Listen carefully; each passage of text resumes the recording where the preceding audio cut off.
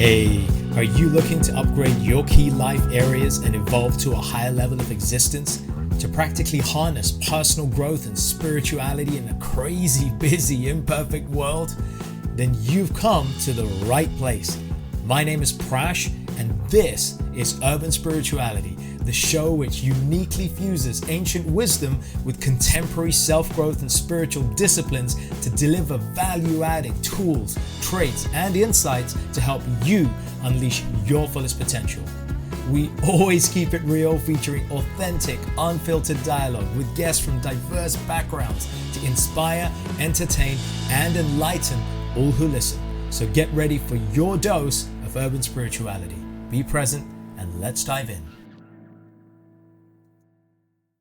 I want to share three insights or lessons and insights, three that I picked up over this weekend just gone by. Now, listen, I know most of us would love to fill our weekends with fun stuff, and we all try to. I hope that you did too. In fact, what is it that you tuned into this weekend for yourself? And here's a question for you. Are you happy doing the same kind of stuff that you do every weekend? Does that satisfy you? Is that pleasing to you? Or are you one of those people that really like constant change? You like something different, fresh, challenging, enriching, non-boring. Every single weekend you need something different, like a big thrill. Do you chase the thrill, or do you chase the safety and comfort of things that you already know and like? So here's what I did, and I want to share in this way.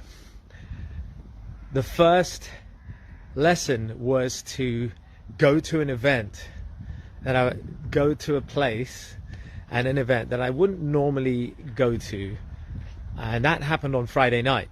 So on Friday night I wanted to go. Now, I love gospel music. Some of you may know that. I'm a big fan. I'm a musician and a performer, singer. So obviously I love music, and I love many genres, and I love devotional, spiritual music. It really lifts my soul. So as well as my love for kirtan, chanting, Vedic mantras, ancient Eastern Indian music influences, I love gospel. And so Friday night there was a worship night in Hammersmith in London, for those of you who've been to Hammersmith.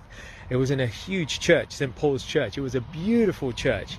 There were over 650 people. I've never been to an event like that in one space with 600 plus people standing and listening to gospel music.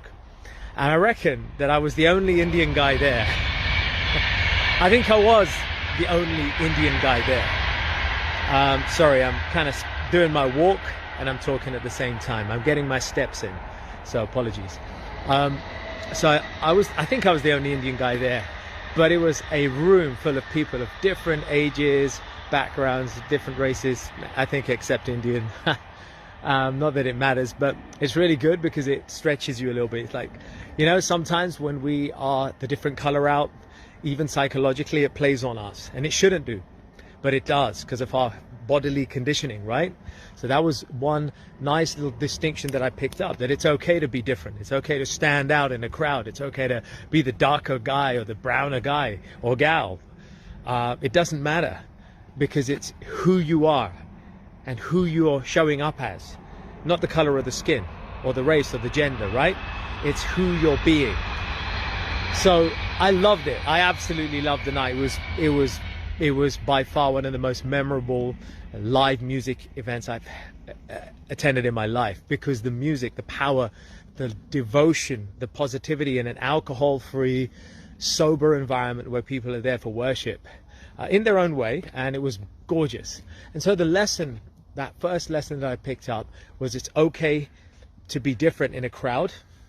It's okay to feel like you're the odd one out. That's okay. Own it. Own it. Don't moan about it. Own it. Don't moan about it. Own it if you're different. If you feel different, own it. That's okay. And while also picking up that lesson, I felt that it was okay to be in a huge crowd. And I went by myself, by the way. And that second lesson was, it's okay to go to a concert by yourself and feel really happy and feel okay with that. That's okay. Okay, the second lesson of the weekend was this insight is, I attended a sober party on Saturday night, arranged by somebody I know, and these parties tend to have 300, 400, 500 people. They're sober raves. It was in the early evening. They had vegan food, alcohol-free shots and cacao and smoothies and stuff. It was a nice setup. Now, the lesson I learned there was, the lesson I learned there is that you may not necessarily like the music that's there, but it's great to dance. So I really got into my dancing vibe. Initially, the music wasn't my thing, but I just went with the dance. What the coaching I gave to myself, and I offer this to you as an insight, is sometimes we may not want to do something, but when we're in a place, and I didn't go alone on this one, but when we're in a place and maybe there's something not to our liking, the food or the music, if there is a way we can coach ourselves in being okay with it and see it as a challenge, it can be very beneficial. And that's what I decided to do. I decided to consider that the music is actually cleansing, because it's an alcohol-free place. It's a sober rave. The energy was kind of good. And I said, you know what? I'm just going to go into a state here where I'm going to consider that the movements that my body make are clearing, energetically clearing whatever doesn't serve me. And that's the power of intent. I don't care whether you're religious, spiritual or not. The power of intent is undeniable. We can all use the power of intent in order to bring about a more conducive physical, mental, emotional, and ultimately a spiritual state.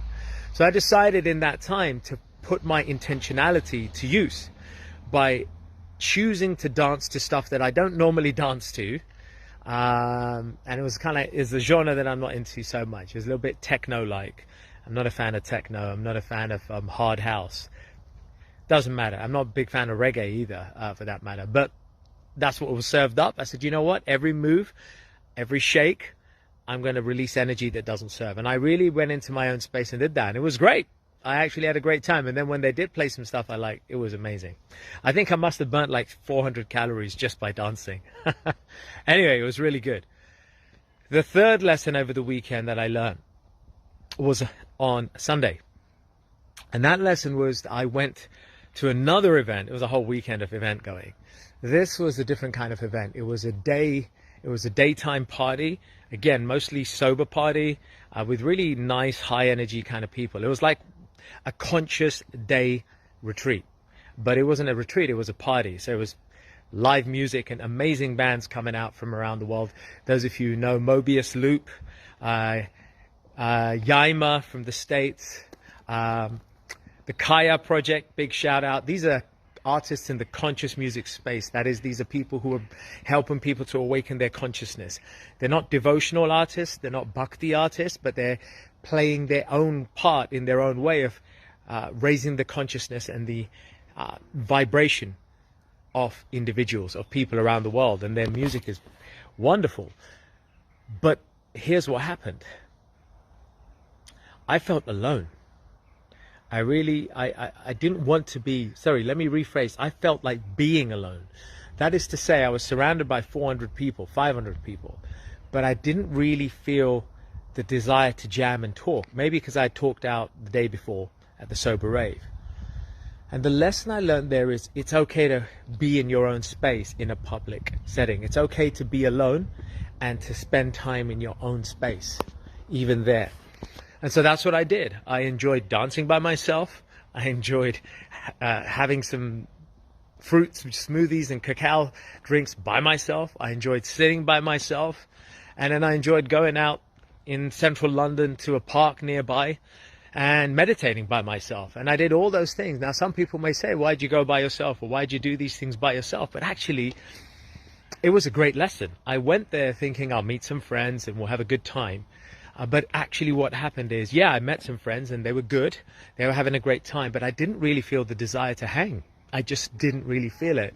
I felt like being in my own space, but I didn't want to give up on enjoying the music and the stuff that was there. And so I made the best. I basically went on a date with myself. That's essentially what happened. And I'm okay with that. And I guess the invitation I'm sharing with you, the insight I'm sharing with you, and therefore an invitation is, can you be okay going on a date with yourself? Can you be okay being by yourself with yourself? Can you be okay with that? And if you're not, if the answer is no right now, could you learn to be sometimes? Not all the time, but sometimes. Could you learn to be? Because I think there's a great amount of power and empowerment that can come if we can learn to be by ourselves and be happy with that, even in a public setting. Does that make sense? If we can learn to be that way in a public setting and when we're alone in our own space or in nature, there's a certain power that we develop. And there's a certain ability, a siddhi, in Sanskrit we call it a siddhi, almost like a mystical ability. We learn to develop almost like a superpower that gives us resilience in the face of adversity. And so for me, this whole weekend has been about lessons, but also enjoying and probably burning a very decent amount of calories on the dance floor, even by myself. But it was great. Now here I am, no parties, no going out, and in events, that is, and just being in nature, as you can see I am here. If you're watching this, or if you're not, you're getting it on the podcast. You get the flavor. You know how I roll with these podcast episodes. Love to keep it real and natural and in the moment. We never script. It's got to be from the heart, and the wisdom needs to flow. So there you go, a little bit of wisdom. I won't say much more, but I leave you with this invitation. How can you take some of these lessons and see how they might serve you in your life or in the lives of your family to help empower you in your own way, mentally, emotionally, physically, or spiritually? That's it from me. Be well. Have a great week or weekend ahead whenever you're catching this. Peace out. Namaste. And as always, check in the podcast, Urban Spirituality, on iTunes, Spotify, all the other free podcasts platforms out there. Go listen, tune in. There's lots of wisdom on the go. I always keep these episodes short, 3, 4, 5, 10 minutes typically, and they're designed to be that way. Although the first earlier episodes are really good conversations. So if you want to dive deeper, go right into those. That's it from me. Peace out. Hey folks, thanks so much for listening. I really hope you enjoyed this episode, and as with all our episodes, found something to inform, inspire, and empower you in your personal and spiritual journeys in life.